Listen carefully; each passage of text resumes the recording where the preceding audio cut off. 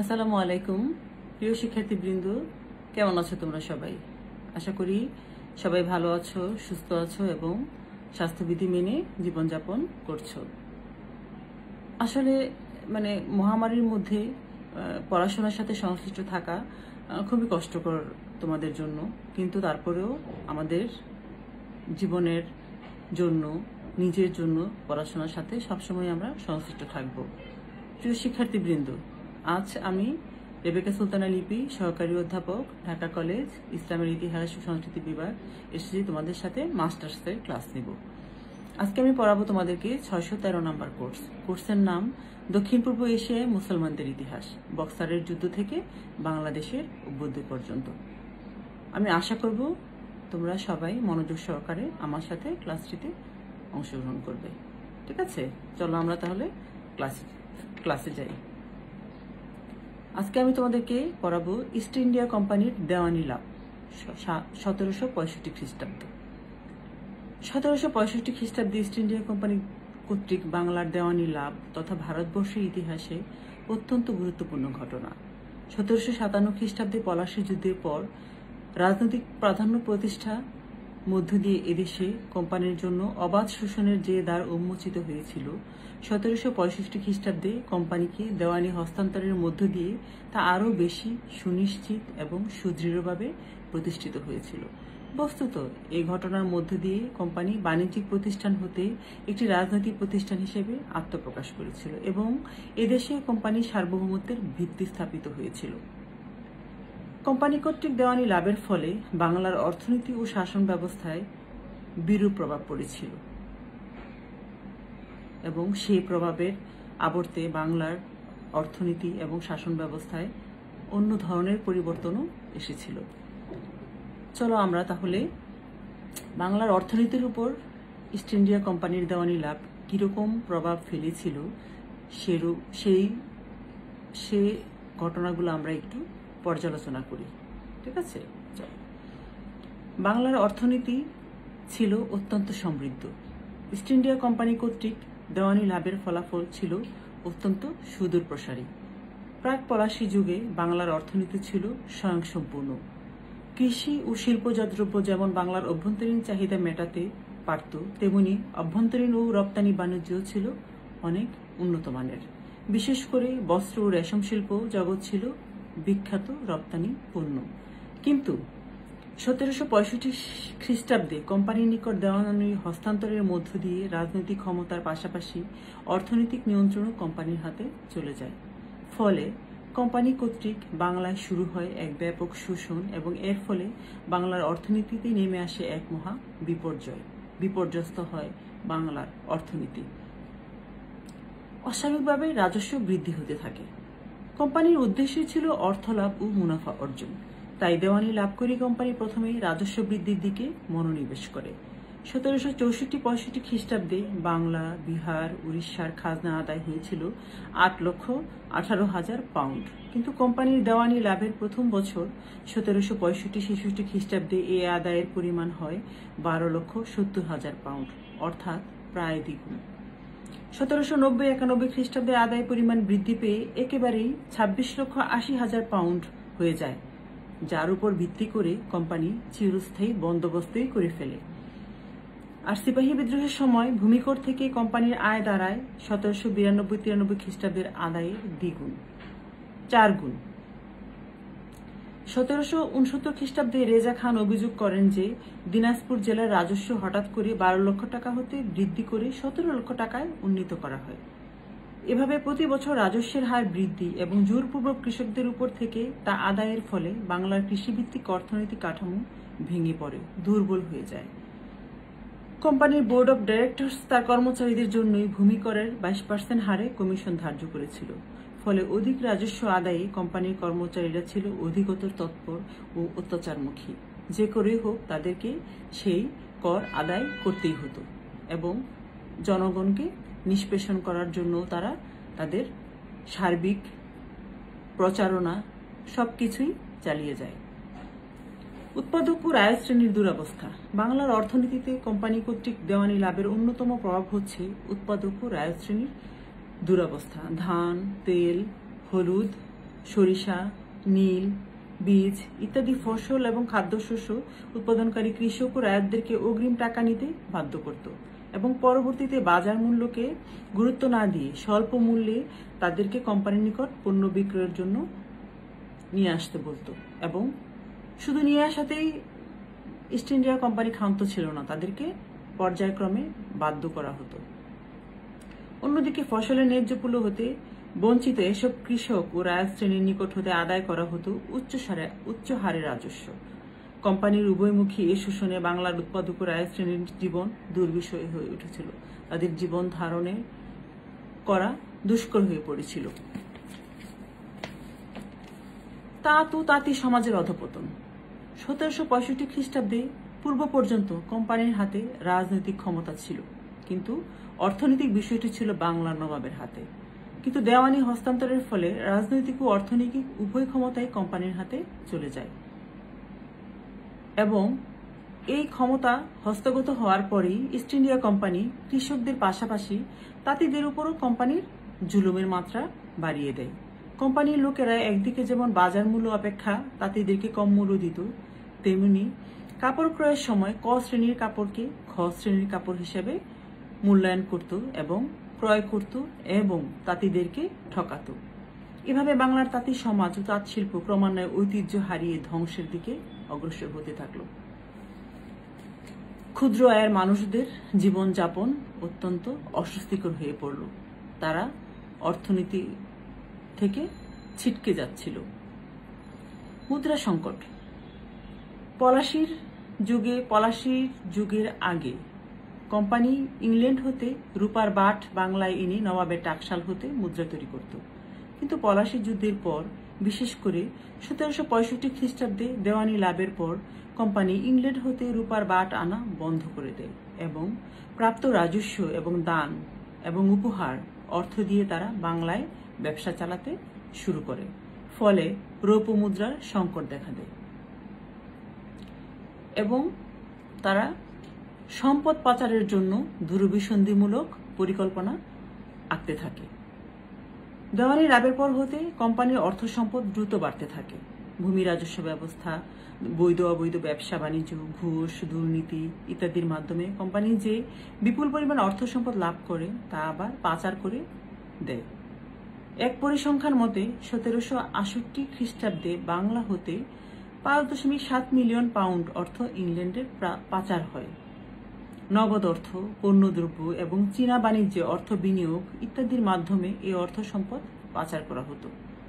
অন্য এক পরিসংখ্যান হতে জানা যায় যে 1757 হতে 1785 খ্রিস্টাব্দ পর্যন্ত এ দেশ হতে বিলেতে 3,80,00,000 পাউন্ড চালান করা হয়, যার বর্তমান বাজার মূল্য প্রায় 3,000 কোটি টাকা। জেমস গ্রান্টের এক প্রতিবেদন হতে 1786 খ্রিস্টাব্দে শুধুমাত্র বাংলা হতে সম্পদ পাচারের এক চিত্র পাওয়া যায়, যা ছিল নিম্নরূপ। পণ্যদ্রব্য রপ্তানি বাবদ 1 কোটি টাকা, চীনা বাণিজ্যে বাৎসরিক সাপ্লাই 20 লক্ষ টাকা, অন্যান্য ইউরোপীয় কোম্পানি দ্বারা নিঃসরণ 60 লক্ষ টাকা।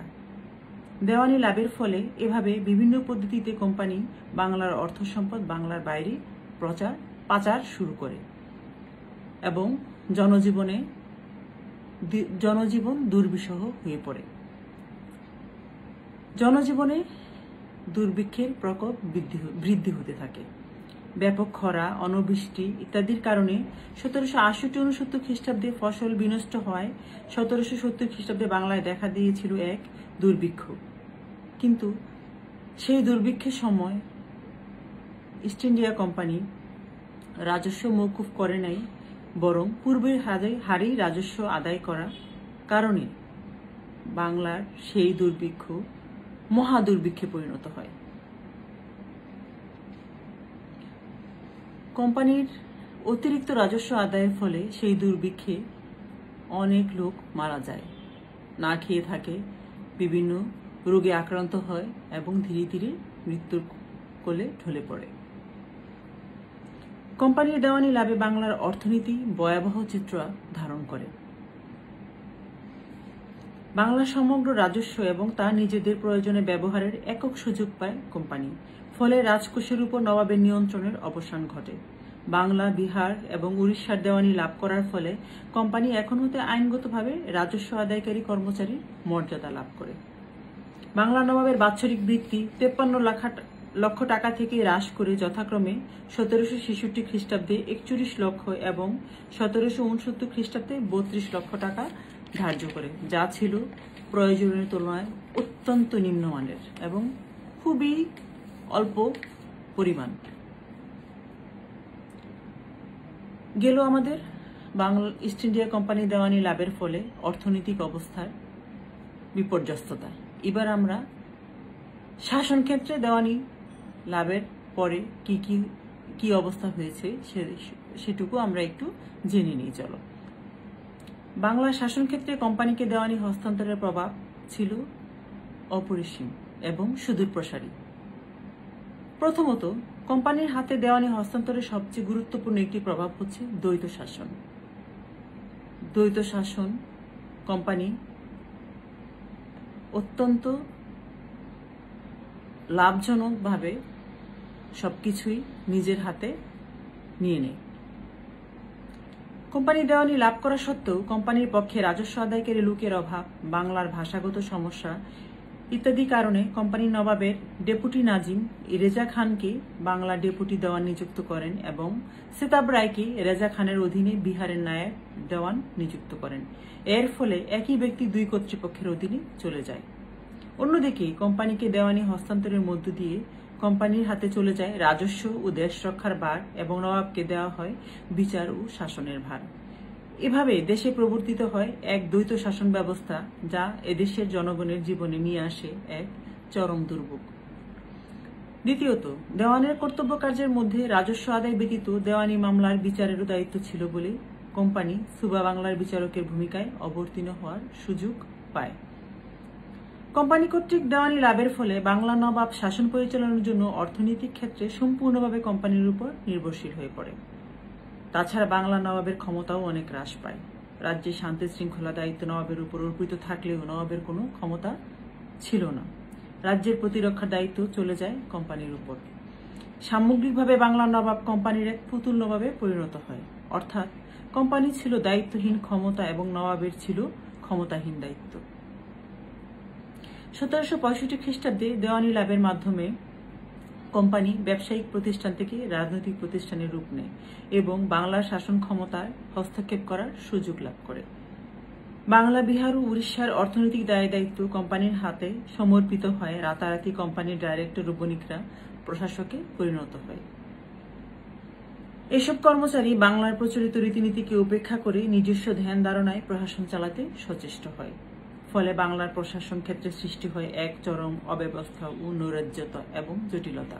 তারা তাদের ইচ্ছে মতো প্রশাসন কার্যকেও পরিচালনা করতে শুরু করে, যেটি বাংলার মানুষের জন্য ছিল অত্যন্ত কষ্টের এবং অত্যন্ত যন্ত্রণাদায়ক। 1765 খ্রিস্টাব্দে সুবা বাংলা দেওয়ানি লাভ করার সঙ্গে সঙ্গে ইংরেজ ইস্ট ইন্ডিয়া কোম্পানি বাংলার প্রকৃত মালিক হয়ে আসে। পলাশী যুদ্ধের পর হতে বাংলার ক্ষমতা দখলের যে প্রক্রিয়া ইংরেজরা শুরু করেছিল 1765 খ্রিস্টাব্দে দেওয়ানি লাভের মাধ্যমে তা সুনির্দিষ্ট রূপ লাভ করেছিল এবং কোম্পানি অর্থনৈতিকভাবে শক্তিশালী হয়ে উঠেছিল। পক্ষান্তরে বাংলার সচ্ছল অর্থনীতি ও প্রচলিত প্রশাসন ব্যবস্থায় দেখা দিয়েছিল এক চরম অবক্ষয়, নৈরাজ্যতা। পরিণামে বাংলার প্রকৃত শাসন ক্ষমতা চলে যায় ইস্ট ইন্ডিয়া কোম্পানির বেনিয়াদের হাতে। ফলে দ্রুত গতিতে সমগ্র ভারতবর্ষে ইংরেজ রাজত্ব সুপ্রতিষ্ঠিত হয় এবং তারা বাংলার আপামর জনসাধারণের উপর তাদের অত্যাচারের মাত্রা বাড়িয়ে দেয়।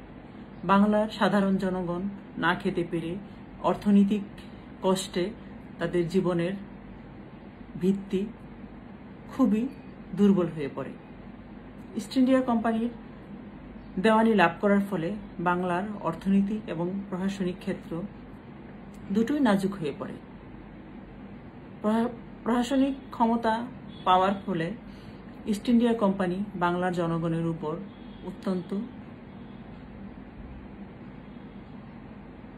জঘন্য আচরণ শুরু করে।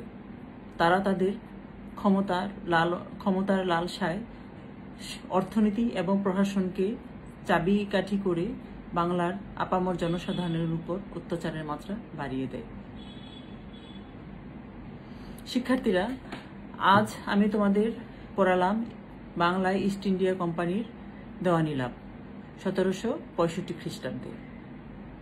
আমি আশা করব তোমরা এই ইস্ট ইন্ডিয়া কোম্পানির দেওয়ানি লাভ যে অর্থনৈতিক এবং প্রশাসনিক প্রভাবগুলো আমি পড়িয়েছি আজ বাসায় মনোযোগ সহকারে দেখবে এবং এখান থেকে পরীক্ষার জন্য কি কি প্রশ্ন হতে পারে সেগুলো তোমরা লিখে রাখবে। যদি কোনো বিষয়ে তোমাদের বুঝতে কষ্ট হয় বা সমস্যা থেকে যায়, তোমরা আমার সাথে ইনবক্সে যোগাযোগ করবে এবং আমাকে নক দিবে। আর আমি আশা করি তোমরা বাসায় সব কাজ এবং অফুরন্ত অবসরের সাথে সাথে পড়াশোনাটা চালিয়ে নিবে। আসলে জীবনে বড় হওয়ার ক্ষেত্রে পড়াশোনার কোনো বিকল্প নেই। আর আমি চাই তোমরা এটা রুটিন করে নিবে এবং সেই অনুযায়ী তোমরা রুটিন মাফিক প্রত্যেকটা কোর্স পড়াশোনা করবে। আর যেহেতু তোমরা মাস্টার্সের স্টুডেন্ট, সেহেতু তোমাদের মাস্টার্স পাস করার পরে তোমাদের জীবনের আরেকটি বৃহৎ অংশ চাকরি জীবন প্রবেশ করতে হবে।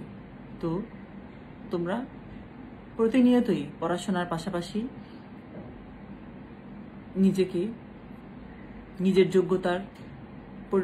যোগ্যতার প্রমাণ দেওয়ার জন্য সবসময় পড়াশোনা করবে এবং নিজের শরীরের প্রতি যত্ন নিবে। ভালো থাকবে। পরবর্তী ক্লাসে দেখা হবে। ভালো থাকো তোমরা সবাই। সে পর্যন্ত আল্লাহ হাফেজ।